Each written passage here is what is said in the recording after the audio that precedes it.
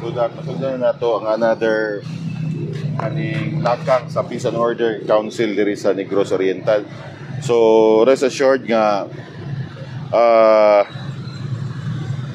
kuan pa may wa pa may kabutang mga staff, wala pa gyud may kabutang tanan. Basig next week na gyud ang atong kuan kay patuon man tang presidente akong tang humano ni tanan ron. So unang after ani mo diretso lang ko sa NBI. Vice, specific na itong Manila with the President, saan may hangin for the province? Well, unang pasalamat mi sa tanan niyang gihatag diri nga bisag ang mga kaning atong mga gitawag nato mga kontra sa politika always mo gamit sa social media og ayuda bla bla bla kanang gi-abuse pero you know pila man ka buok tawo ang natabangan anang nasa private hospital nga ma-admit, di ba? Ug ang national government nangawa to ano nila ipanghatag diri? Ipanghatag man pila ka farmers ang natagag 10,000 pesos. And then additional na po tong 15,000 ba to? Then gato na po mga abono. So ang kontra man gud sa politika, kung walay activity, ilang daoton ang programa. Muna niya gamiton ng social media. Mao na siya dayon karon. Pero wala man natulog ang mga tao.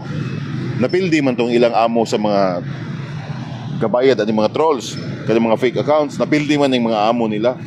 So, effective yun. Mayroon ko mini speaker o ni presidente nga salamat kayo sa suporta sa gihatag nyo sa Negros Oriental. It may came out tautan sa ngalan sa social media, pero ang mga tao nakatilaw gud sa kwarta sa gobyerno. Kaya ang pangawat ang mga tao di katilaw sa kwarta sa gobyerno, di ba?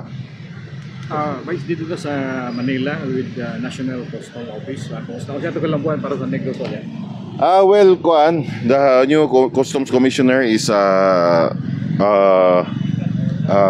very close friend, and then being almost 19 years in the industry, napoten ma-share gamay. Way back 2014 man 15 siguro siya napahawa sa customs. So karon it's 2025. It's been around 9 years, almost going 10 years. O sa cellphone pa, nag-upgrade po ang Bureau of Customs.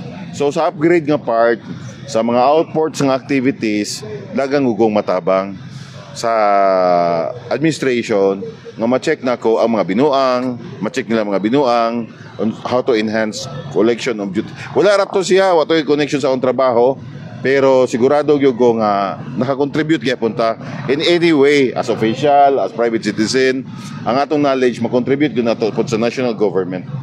Okay, nasa mo about Chavit, nakita mo Chavit, okay lang? Yeah. Yes, okay. So man, Chavit is a private citizen sa inyong restaurant? Well, ang among istorya ni Chavit is all about business. First, one of our partners is biggest kaning sa Africa itong bagong presidente katong Faso, Burkina Faso. They are the biggest mining company nga nisulo dito, and then sa gold, and then they are into petroleum and gold. Yan sa Philippines na mga mag-partnership internationally because nagrespeto man punta ni Manong Chavit. So dugay pud mig suod kayo. So kuan kaning nagki-coordinate me regarding sa Indonesia and Malaysia, petroleum and gold. Atong akong mga partners, okay? So ako rang balikon, ako lang company ang gigamit katong sa danri mo to marketing company nako.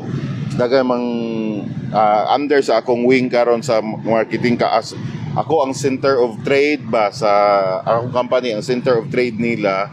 So mura na ginagmay ra gud ako ang kita pero may nagud lamang. O na ay kuan legal nga klaro og makabuhi og mga empleyado, maka-share po tagamay sa itong mga amigo sa Gracias Yata Sino. Sort of royalty siya. No, it's not about royalty, it's a contract. I have a contract with diesel companies. I have a contract also with this company establishing business in Asia. So sa laing lugar, na mga agreement, na mga close nga deal, nara po'y gamay akong company madawat. Mara po siya.